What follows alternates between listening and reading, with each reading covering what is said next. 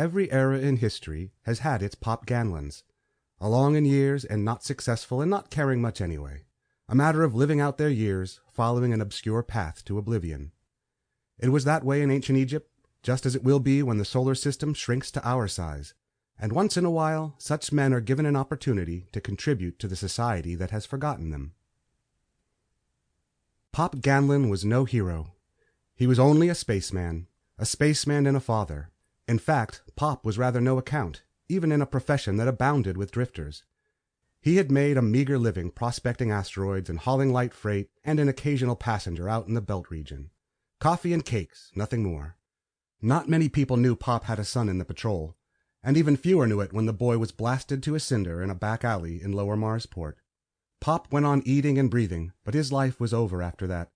He hit the bottle a little harder, and his ship, the Luck, grew rustier and tackier, and those were the only outward signs that Pop Ganlon was a living dead man.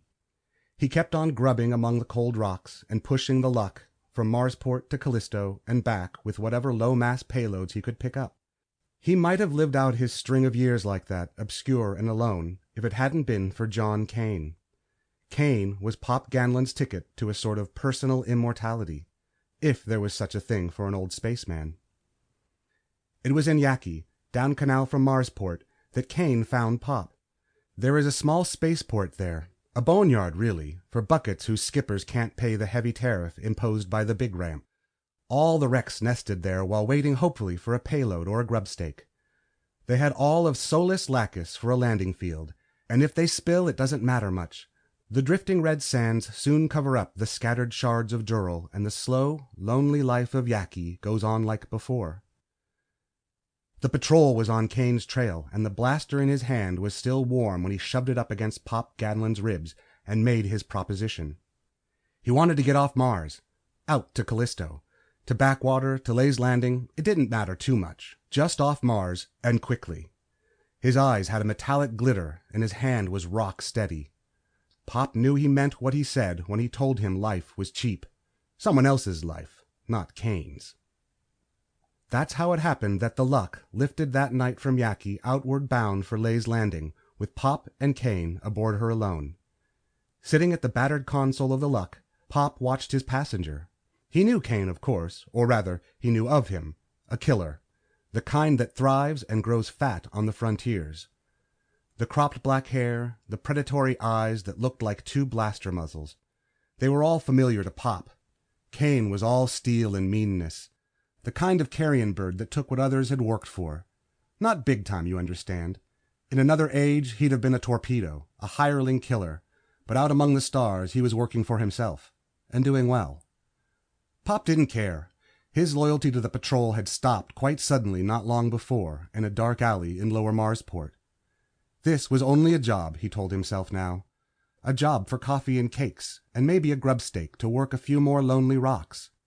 Life had become a habit for Pop, even if living had ended. "What are you staring at, Pop?" Kane's voice was like the rest of him, harsh and cold as space itself. "At you, I guess," Pop said. "I was wondering what you'd done, and where, and to whom." "You're a nosy old man," Kane said.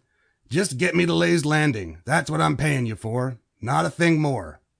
Pop nodded slowly and turned back to the control board. They were above the belt by now, and a few short hours from turnover point. The cranky drives of the Luck needed all his attention. Presently he said, "We'll be turning over soon. Want to get some rest?" Kane laughed. "No thanks, old man. I'll stay here and watch you." Pop eyed the blaster and nodded again. He wondered vaguely how it would feel to die under the blast of such a weapon. It couldn't be very painful. He hoped it wasn't painful. Perhaps the boy hadn't suffered. It would be nice to be sure, he thought. There wasn't much for Pop to remember about the boy. He'd never been one for writing many letters. But the district patrolman had come down to Yaqui and looked Pop up afterward. He said the boy was a good officer, a good cop. Died doing his job and all that sort of thing. Pop swallowed hard. His job. What had his job been that night in Lower Marsport, he wondered. Had someone else finished it for him?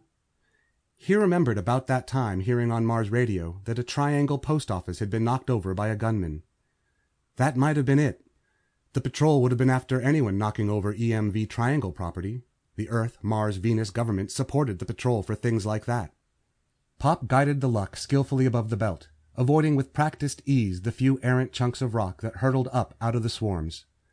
He talked to Kane because he was starved for talk, certainly not because he was trying to play Sherlock.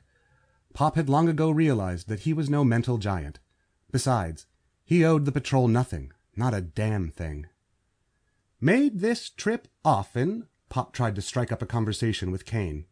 His long loneliness seemed sharper, somehow, more poignant, when he actually had someone to talk to. "Not often. I'm no space pig," it was said with scorn. "There's a lot to spacing, you know," Pop urged. Kane shrugged. "I know easier ways to make a buck, old-timer." "Like how?" "A nosy old man, like I said," Kane smiled. Somehow the smile wasn't friendly. "Okay, Pop, since you asked. Like knocking off wacky old prospectors for their dust, or sticking up sandcar caravans out in Siritis. Who's the wiser? The red dust takes care of the leftovers." Pop shook his head. "Not for me. There's the patrol to think of." Kane laughed. "Punks. Bellboys. They'd better learn to shoot before they leave their school books." Pop Ganlon frowned slightly. "You talk big, mister." Kane's eyes took on that metallic glitter again. He leaned forward and threw a canvas packet on the console. It spilled crisp, new EMV certificates, large ones. "I take big, too," he said. Pop stared. Not at the money. It was more than he had ever seen in one pile before, but it wasn't that shook him.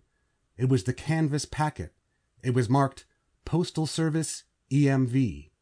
Pop suddenly felt cold, as though an icy wind had touched him.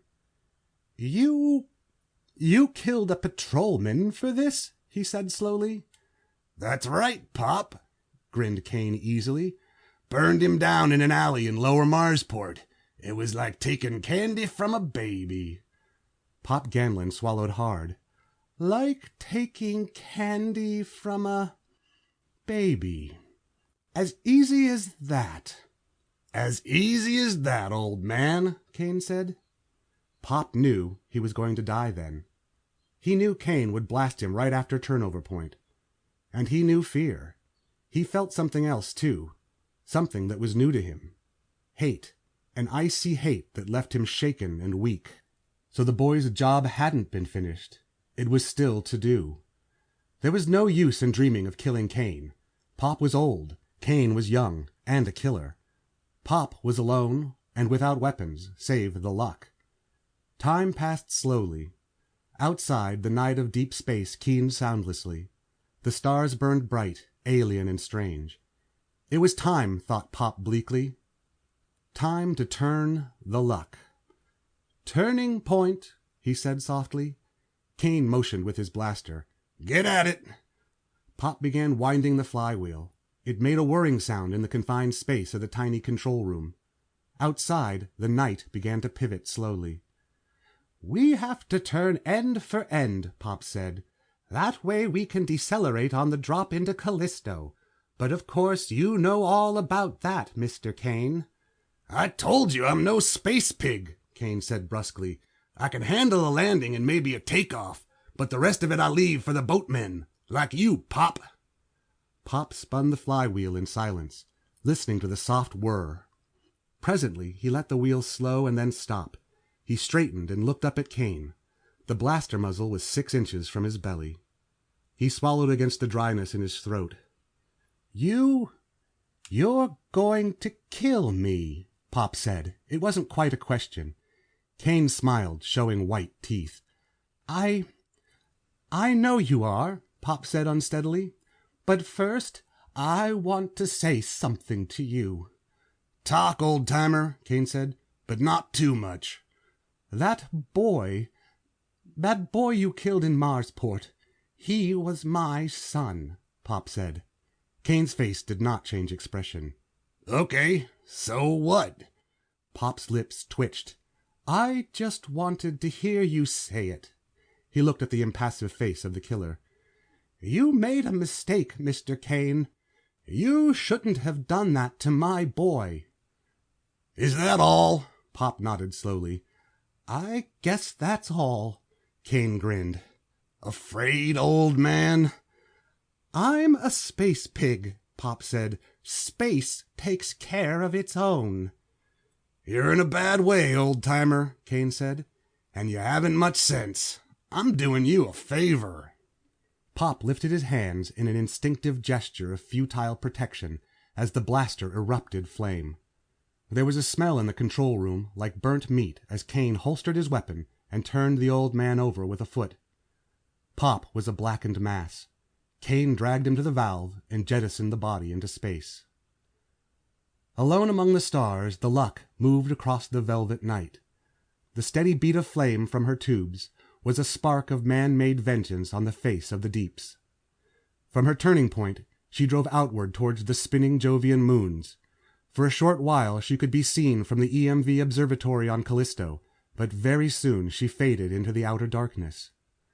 Much later, the observatory at Land's End on Triton watched her heading past the gibbous mass of Pluto, out into the interstellar fastnesses. The thrumming of the jets was still at last. A wild-eyed thing that may once have been a man stared in horror at the fading light of the yellow star far astern. It had taken Kane time to understand what had happened to him, and now it was too late. Space had taken care of its own. The air in the Luck was growing foul and the food was gone. Death hung in the fetid atmosphere of the tiny control room.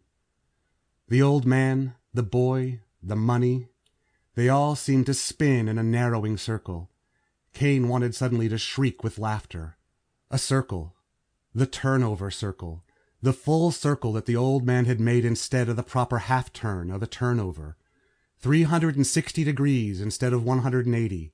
360 degrees to leave the nose of the Luck pointing outward towards the stars, instead of properly towards the sun. A full circle to pile G on G until the Jovian moons were missed, and the Uranian moons, and Triton too.